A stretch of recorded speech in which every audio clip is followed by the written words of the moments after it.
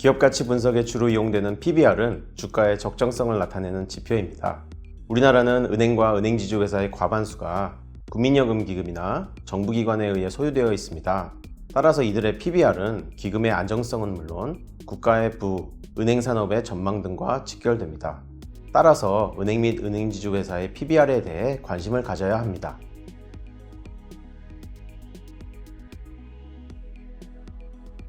주식시장에 상장되어 있는 은행과 은행지주 회사로 구성된 KRX 은행주의 PBR을 살펴보면요. 여타 14개 업종의 평균 PBR에 비해 현저히 낮습니다.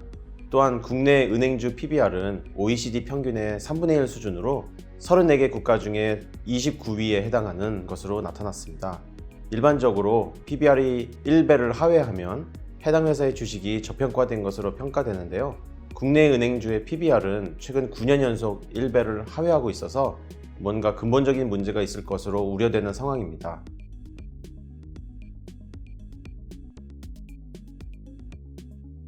PBR은 투자자 입장에서 볼 때 미래 배당 수익의 현재 가치입니다. 따라서 은행주가 이렇게 저평가된 첫 번째 원인으로는 수익성 악화 전망을 들 수 있겠습니다. 금리 하락에 따른 금리 마진의 축소, 가계부채 건전성 우려에 따른 대손 비용의 증가, 각종 규제 비용의 증가 등이 수익성 전망을 나쁘게 만든 것으로 판단됩니다. 두 번째로는 국내 은행주의 배당 성향이 낮다는 점도 저평가의 원인으로 지적되고 있습니다. 배당 성향은 단기 순이익 중에서 배당금의 비중이기 때문에 이것이 낮아지면 미래의 배당 수익이 작아지는 것입니다. 2018년 기준 국내 은행주의 배당 성향은 OECD 평균의 절반 수준입니다. 수익성 전망도 낮은데 배당 성향까지 낮다 보니 국내 은행주는 투자자들한테 매력도가 떨어지고 이것이 주가에 반영되는 것입니다.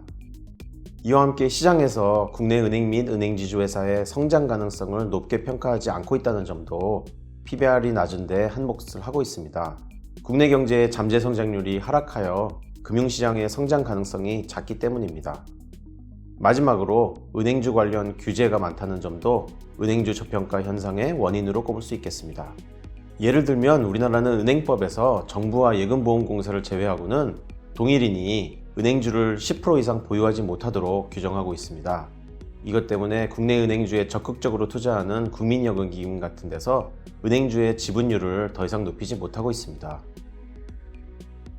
은행주는 본래 주가가 안정적으로 유지되는 가운데 배당을 꾸준히 하는 주식이기 때문에 개인 투자자나 단기 투자자는 관심이 없습니다.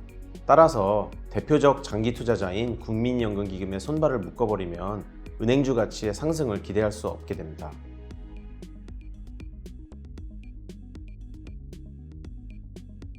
이렇듯 국내외 PBR에 대한 비교 분석 및 원인 분석을 종합해 볼 때 국내 은행주의 PBR을 개선하기 위해서는 우선 은행 및 은행지주 회사의 수익 기반을 강화해야 합니다.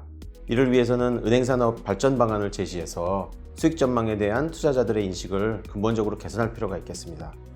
또한 넛지와 같은 시장 친화적인 규제를 활용해서 각종 금융정책의 효율성을 높일 필요가 있겠습니다. 둘째로는 배당 성향을 상향 조정해서 투자자들이 배당금 기대치와 투자 가치를 높여야 할 것입니다. 셋째, 국내 은행 산업의 글로벌화를 유도하여 수익 기반을 다각화하고 새로운 성장 기반을 마련해서 성장 가능성을 높여야 하겠습니다. 하지만 이러한 사항들은 단기간에 바꾸기가 쉽지 않습니다. 단기적으로는 은행주의 투자 제한을 완화해서 국민연금기금이 은행주에 보다 많이 투자할 수 있도록 해야 합니다. 그러면 자연스럽게 외국인 지분율도 낮아져서 국부 유출 논란도 완화할 수 있습니다. 은행주의 PBR이 개선되면 은행과 은행지주 회사의 기업 가치가 높아지고 이는 신규 사업 진출에 따른 글로벌 경쟁력 강화로도 이어질 수 있는 만큼 PBR의 개선은 은행 산업이 당면한 중요한 과제입니다. 다각적인 노력을 통해서 국내 은행과 은행지주 회사의 대부분이 안고 있는 고질적 문제인 이 은행주 저평가 문제를 해결할 수 있기를 기대해 봅니다.